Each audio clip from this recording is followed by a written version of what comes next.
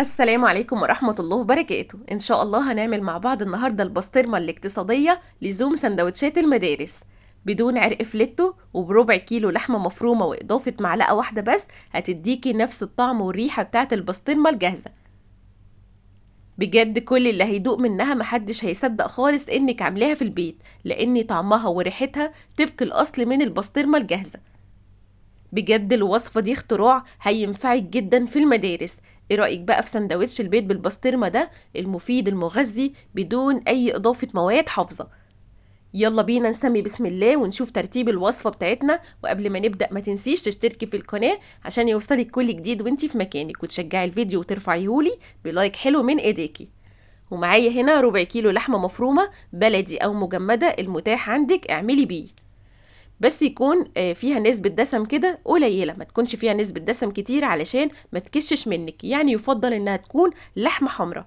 هنزل كده عليها بمعلقة توم مهروسة كبيرة، ولو عندك توم متفرز انزلي كده بمعلقة كبيرة زي ما انت شفتيني حاطة كده معلقة كبيرة، لان بسطرمة يعني توم. ولو ما عندكيش توم متفرز يعني نص راس توم كده كبيرة، فصصيها وهرسيها كده ناعم جدا. هنزل بقى كمان بالتوابل بتاعتي، معلقة حلبة كبيرة مطحونة، ومعلقة بابريكا كبيرة، نص معلقة فلفل اسود، نص معلقة توم بودرة، نص معلقة بصل بودرة، نص معلقة كزبرة ناشفة، وربع معلقة ملح. هسيبلك التوابل دي هكتبها لك في صندوق الوصف. وما تقلقيش خالص من اضافة الحلبة هنا والثوم، هما الاتنين دول اللي بيدوكي نفس طعم وريحة البسطرمة الجاهزة بالظبط. فما تقلقيش مش هتمرر معاكي البسطرمة. انزلي كده بمقدار معلقة من المعلقة بتاعت الاكل لكل ربع كيلو لحمة مفرومة. نزلت كمان بلون طعام صحي بتجيبيه من عند العطار، يا اما بيكون بودر زي كده يا اما بيكون سايل زي الفانيليا. انا هنا بصراحة جبت البودر. نزلت كده بسنة بسيطة جدا على طرف المعلقة، وما تكتريش في اللون علشان ما تغمقش منك قوي، يعني زي ما شفتيني حاجة بسيطة جدا لا تذكر على طرف المعلقة هتديك اللون المطلوب. بعد كده بسمغ اللحمة كويس جدا وبقلب اللحمة مع التوابل كده كويس جدا. وبعد ما قلبتها كده كويس هجهز معايا الكبة. لو عندك كبة اشتغلي فيها، لو ما عندكيش في المطحنة بتاعة الخلاط، الاتنين هيدوكي نفس النتيجة. جهزت بقى معايا الكبة كده وهنزل بكمية اللحمة اللي موجودة معايا كلها في قلب الكبة. هطحن اللحمة بقى كده واضربها حوالي كده 3-4 ضربات لغاية ما تنعم معايا كويس جدا. وضروري ان انتي تنعميها كويس جدا. هتنعم برضو معاكي في المطحنة بتاعة الخلاط، بس خدي كده ايه قطعة صغيرة بقطعة صغيرة، وما تقلقيش مش هتكون تقيلة خالص على الخلاط. اضربي بقى كده افضلي اضربي فيها لغاية ما تنعم معاكي بالشكل ده. زي ما انت شايفة كل انسجة اللحمة اتفتتت نهائي وبقت عاملة كده زي المعجون، وهو ده المطلوب. فضيتها بقى كده في طبق، وتعالوا كده نقسمها كده لكور تكون كده تقسيمات قد بعضها، تكون تقسيمات متساوية. هنا كنت بقولك تقدري تشتغلي في المطحنة عادي خالص، الاتنين هيدوكي نفس النتيجة. عندك مطحنة او كبة اشتغلي في اللي موجود عندك. بجد يا جماعة والله العظيم الوصفة دي اختراع. عايزة اقولك كمان وانتي واقفة بتعمليها كده، لو عندك جلافز البسيه، لو ما عندكيش بكيس البسي كده كيس بلاستيك، لان ريحتها كلها تكون ريحتك كده كلها بسطرمة. بجد ريحتها بتكون قلب البيت، كأن في مش محل بسطرمة، كأن في مصنع بسطرمة في البيت. قسمتها كده لكويرات تكون كده قد بعضها، كل كورة كده قد التانية، ما تكونش حاجة اكتر من حاجة. الربع كيلو عمل معايا 5 كور زي ما انت شايفة كده، يعني حجم كل كورة تكون حجم البيضة كده. عايزة اقولك كمان ما شاء الله الربع كيلو مفروم بيعمل معاكي كمية كبيرة من البسطرمة. دلوقتي عشان تجيبي طمن بسطرمة بس من الجاهزة بقد كده، فشوفي ده هيوفر معاكي قد ايه. والله العظيم نفس الطعم والريحة بتاعت البسطرمة الجاهزة بالظبط. بليت ايدي بقى كده بالميه، وبعد كده خدت كوره لحمه سمختها كده كويس جدا بين ايديا، وبعد كده حطيتها في نص الكيس وفردتها الاول بايديا، وبعد كده بفردها بالفراده او بالنشابه، بتسهل عليكي الفرد خالص. وما شاء الله اللحمة عاملة كده زي المعجون، فبتتفرد معاكي بكل سهولة. هنا احنا قسمناها كده لكور وحطيناها كده كل كورة في كيس، عايزينها تكون رقيقة بالظبط زي اللي بنشتريها من الماركتات بالظبط. فبالتركية دي هترقق معاكي البسطرمة وهتخليها كده لشرايح رقيقة. بفردها كده كويس في الكيس وتكون متساوية. تفردي كده وانتي بايديكي كده بتفردي كده وتساوي علشان ما تكونش حتة سميكة وحتة رقيقة. ايه رأيك بقى كده في ورقة البسطرمة دي؟ بجد حلوة قوي.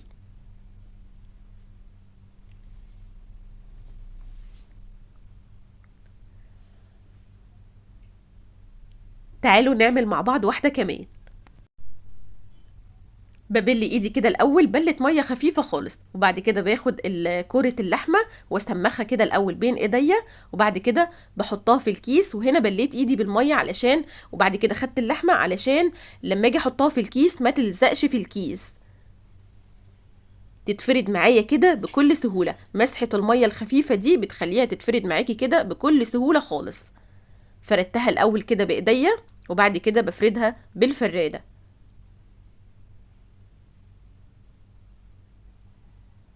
عايزه اقولك الوصفه دي بجد اختراع، هتنفعك جدا في المدارس. كل ولادنا بيحبوا سندوتشات البيض بالبسطرمه.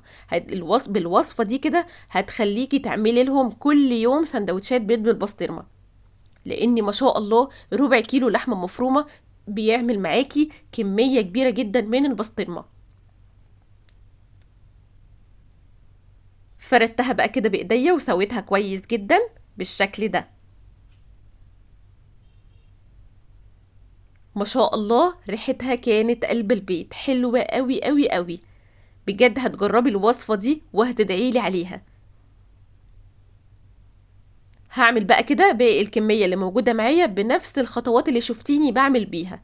ببل ايدي كده الاول بلة مية خفيفة خالص، وباخد كورة اللحمة وافردها كده في نص الكيس وهتتفرد معاكي بكل سهولة. خلصت الكمية ما شاء الله اللي موجودة معايا كلها، وزي ما قلتلك من ربع كيلو لحمة مفرومة هتعملي الكمية البسطرمة دي كلها.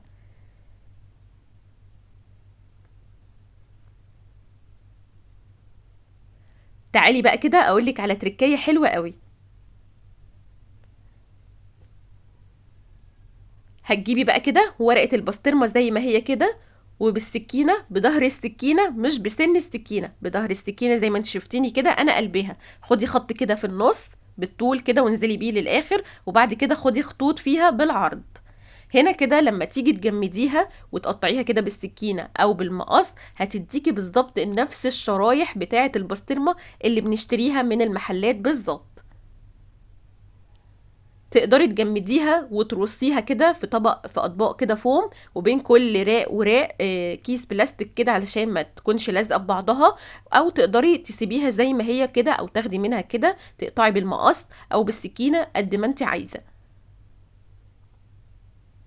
تقدري كمان بدل ما تقطعيها كده لمربعات كده كبيره شويه، قطعيها كده لمكعبات صغيره، تاخدي كده كل مكعب وتحطيه كده في الطاسه وانت بتعملي.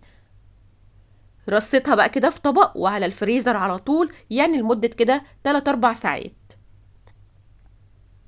ما بتاخدش وقت كتير يعني في التفريز بتاعها او في التجميد بتاعها.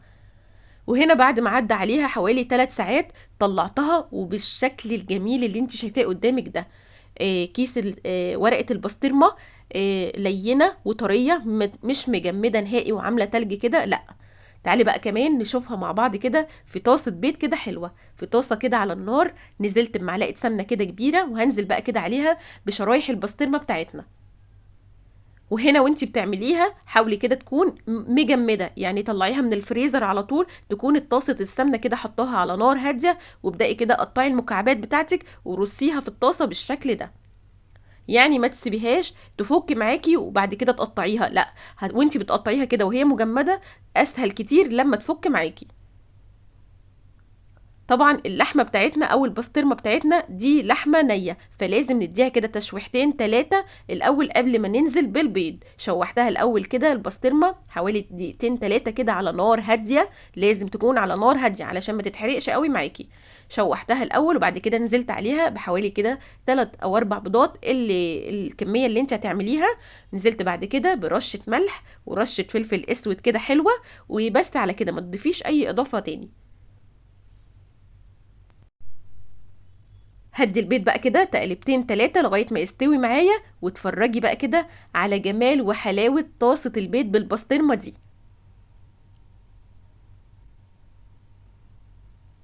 بجد كل اللي هيدوق منها محدش هيصدق خالص انك عاملاها في البيت، لان طعمها وريحتها طبق الاصل من البسطرمه الجاهزه. بل ان دي كمان ما فيهاش اي مواد حافظه نهائي، حاجه بيتي ونضيفه مضمونه كده، انت عامله ايه بايديكي لولادك. جهزي بقى كده معايا لقمة عيش بلدي كده او لقمة فينو، واتفرجي بقى كده على جمال وحلاوة سندوتش البيض بالبسطرمة ده، بجد يستاهل بقك. حلوة قوي السندوتشات دي لما تعمليها كده لاولادك وتحطيها في اللانش بوكس، مفيدة ومغذية وصحية جدا. جربي طريقتي في البسطرمه وان شاء الله هتعجبك وهتعتمديها على طول، ومش هتشتريها من بره نهائي. بجد الوصفه دي والله العظيم اختراع، انا من ساعه ما عملتها وانا ما بشتريش البسطرمه من بره نهائي، وفي نفس الوقت ما بقطعش كده التلاجة عندي من البسطرمه، لان كل ولادنا بيحبوا سندوتشات البيض بالبسطرمه دي. بألف هنا وشفا مقدما لكل اللي هيجربها، واللي مش هيجربها بجد فايتك كتير. أشوفكم على خير إن شاء الله الفيديو الجاي، ودمتم في رعاية وأمان الله.